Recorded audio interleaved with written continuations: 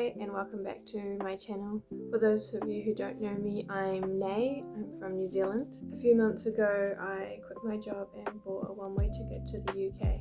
Just before we jump into June's actual numbers and then have a look at July's budget, I'm just going to take a moment to be honest. This is the second time I've recorded this because the first time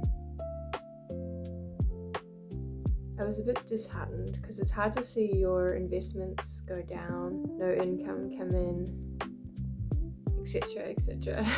But you kind of have to take stock and realize that a lot has changed and you've actually achieved, or I've achieved a lot even though it doesn't feel like it. I'm just in a different phase or season right now, and that isn't one that is investing or getting a high income. It is just resetting, starting a new season and seeing what happens. Last season me dove into a lot of personal finance and tried to invest as hard and as fast and as much as I could, and so not being able to do that through this season feels like a failure, when in fact I need to take stock and realize I've actually travelled to America, the UK, Germany, Netherlands, Austria, Hungary, and there's a few more even on the list for this year. So if you have moved and you are feeling down and you are grieving the last season, just know that it's normal, and maybe start a gratitude journal or ask yourself, or even write down, what are the things you have learned, what are the things you didn't know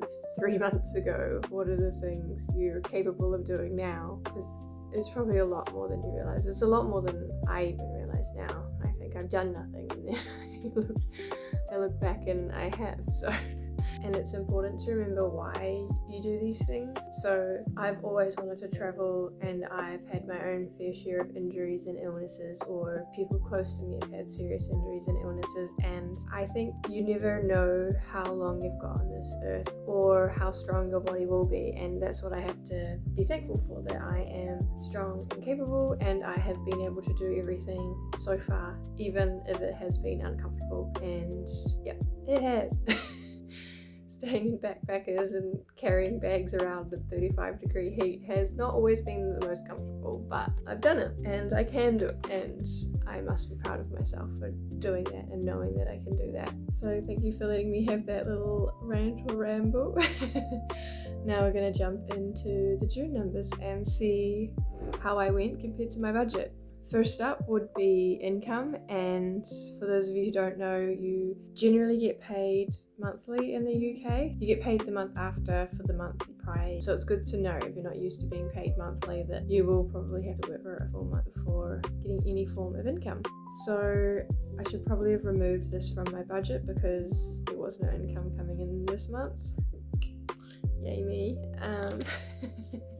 Next up is savings rates. I already did a little London trip, and this would have come out of my travel fund. However, I'm still operating with my Kiwi dollars, so I didn't actually need to move this to put it aside. I just paid it straight out of my Kiwi money emergency fund. I actually probably want to make this a bit higher in the coming months, just because I don't have a lot of backup here, and if there was something to go wrong or something, I need to be able to at least cover my rent and some food, so I need to start building that up pretty seriously. So you'll see that there's a small amount of investments here. So I have a few different funds that I invest with, but this one was just into Sharesies, just because they have no limit on how much you can put in, and I received a small refund into my New Zealand bank account, so I call that free money. So I thought, just to keep the investing habit alive, I would invest this straight away, and therefore I've invested every month this year, even if it is a very small amount. So going down to my basic needs, I can see that this is actually very close to that 50%, just below actually, and this is actually without paying any technical rent.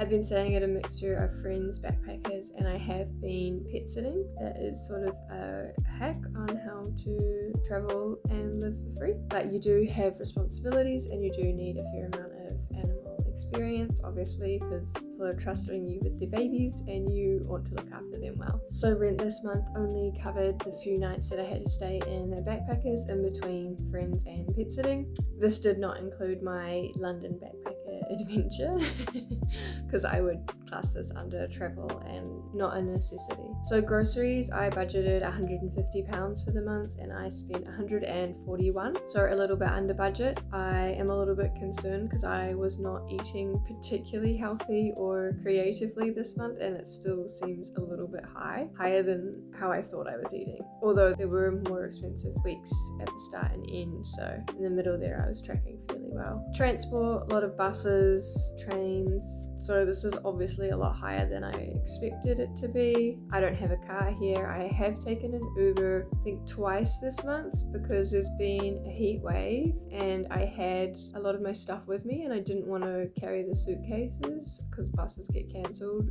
randomly sometimes. So I think I did take 2 very short Ubers. Still cheaper than running a car, is working in my favour for now. Next up, insurance. I forgot about my Kiwi insurance actually, so I am paying for a few asset insurances over there, so I probably want to account for this in my next few months so that I can expect that expense. Alright, and just jumping up here, the small amount in accommodation, I'd actually prepaid for the backpackers that week, but I also needed to use the laundry, so the washer dryer.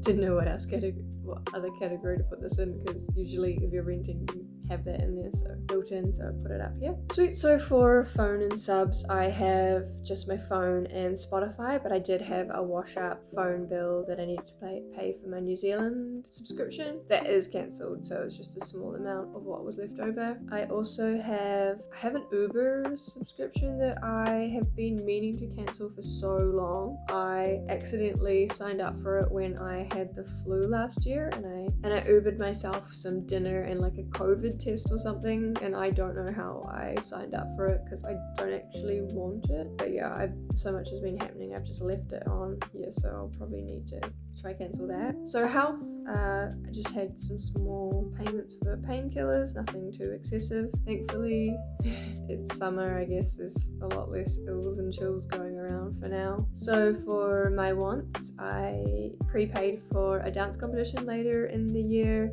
so that's why this is so high this month. I actually haven't been going to dancing while I'm settling into my new job. Unfortunately, I think I actually do need to go back just for my own sanity. Travel, as you can see, this is just my London trip in here. Beauty, I think I was replacing a foundation. I bought one here earlier that I didn't quite like. I think I grabbed the wrong type, so I just bought a new one, and then also maybe a face mask or 2. Nails, I have just got them done, but that is in July, so that is a July expense. Clothes, no clothes, again keeping all of my expenses as low as possible for this first month because I have not been paid in the UK. Eating out, coffee, snacks, this is pretty low. Occasionally I'll grab like a drink from, I think they call them off licenses here, like a dairy.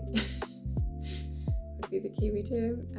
And I did actually eat out twice this week here, so I just had a takeaway and Ubered some food. I think there was a lot of traveling around in the weekends and transitioning between different accommodations, and I just got quite tired and knew I needed to eat, so I did what I needed to do there. Socializing, super duper low at the moment. I've got a very small group of friends.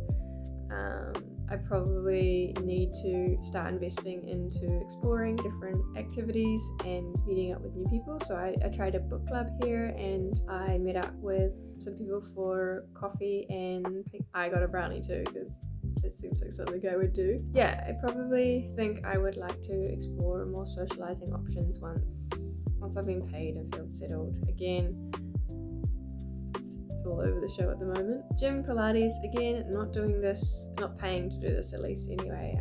I did buy a Pilates or yoga mat from TK Maxx, I think, and I've just been doing them from YouTube.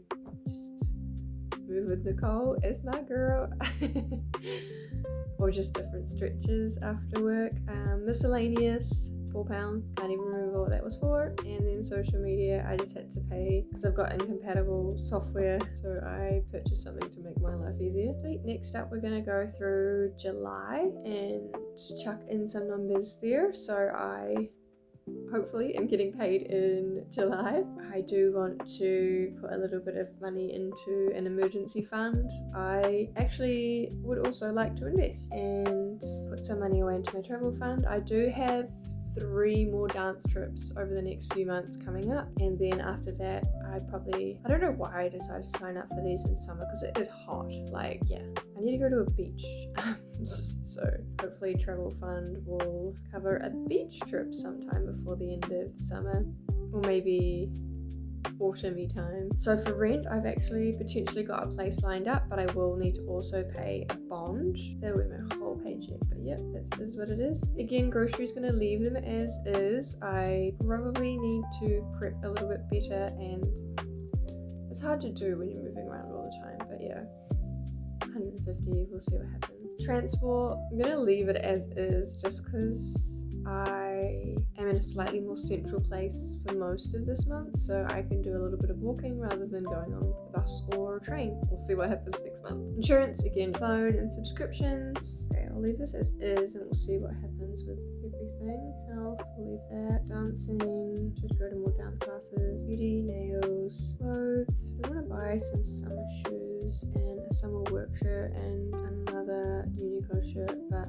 I doubt I'll be able to do this. Eating out, socializing, maybe put that down to 80. Socializing, maybe put this to 50. I will still be doing Pilates from home and maybe doing some other little workout. Miscellaneous, gonna keep this around 30 because things pop up. Social media, I don't know if the audio is good for this. I have seen a lot of people are using mics, so I might try get one of them, and it depends if I've moved into my flat, because I don't want to buy too much stuff and have to transport it around, just because moving around a lot with lots of stuff is shit. Comes to a budget of close to £3,000, which means I'll be roughly out by £800, and that is because of this deposit. Yeah, I think otherwise I'd be 200 in the positive, so something to be aware of. I will just take money out of my Kiwi account to cover this. Thanks for watching. If this was interesting, or you want to follow along on my journey and see how my expenses kind of transition into real world England expenses month by month.